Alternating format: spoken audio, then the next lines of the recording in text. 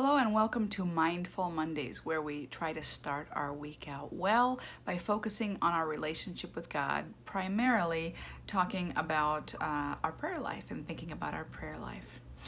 We funny little human beings find all sorts of reasons to decide that we're not good at prayer and that you must need to be some kind of super spiritual wonder saint to do prayer well. I suspect that's why pretty much no matter where you are, anything related to prayer tends to have very low attendance or interest, from prayer meetings to prayer classes to, say, YouTube or Facebook video series focusing on prayer. Want to be underwhelmed? Invite a bunch of people that you know to be people of faith. Invite them to something prayer related, and then watch about 1% of them show up. One of the reasons we think we fail at prayer is, I fell asleep while praying. We remember the story of Jesus in the garden, suffering so much in anticipation of the cross that he was sweating blood, while his buddies can't even stay awake a few feet away. And we hear Jesus asking them if they couldn't even stay awake 1 hour with him. And we think that we know falling asleep during prayer is for sure failure and the end of the story. And yeah, sometimes we are lazy or careless or self-absorbed or not determined to press in and really spend time with God. Sometimes we kind of stink, and we need to feel a sting of conviction about our slothful spiritual ways. But maybe not always.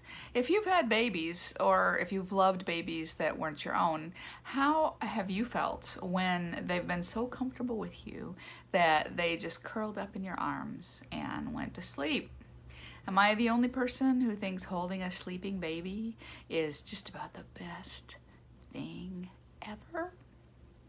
What I suspect, and this isn't some kind of great theological stance, this is just Karen thinking out loud, is that the why of our sleeping is important in measuring whether we should strive to change it or fix it or just relax into it.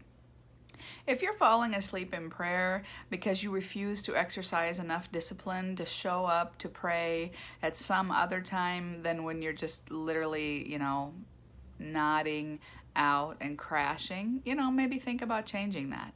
If you're falling asleep in prayer because you just really don't care about it, about spending time with God, you're really not interested in talking to God, maybe you need to do the repenting that will kick you over into revival.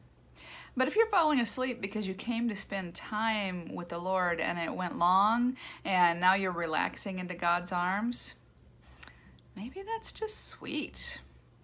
If you're falling asleep because you brought a pile of horrible, overwhelming things to God and God has lifted them away and you're finally able to rest and experience the peace that passes understanding, maybe that's just something to be grateful for. And in the end, whether you're falling asleep during prayer for good reasons or bad, if you're showing up to pray, you're making a move toward God rather than just blowing God off. And I gotta think that counts for something, right? Don't give up on prayer just because you're falling asleep. Ask God to show you your heart, and then, watch to see if you need to repent of laziness or of carelessness or sloth, or if maybe you just need to be really glad that you've got a Father into whose arms you can relax so deeply that you drift away. Have a blessed week, and I dare you to spend enough time this week with the Lord that you nod off in the midst of it.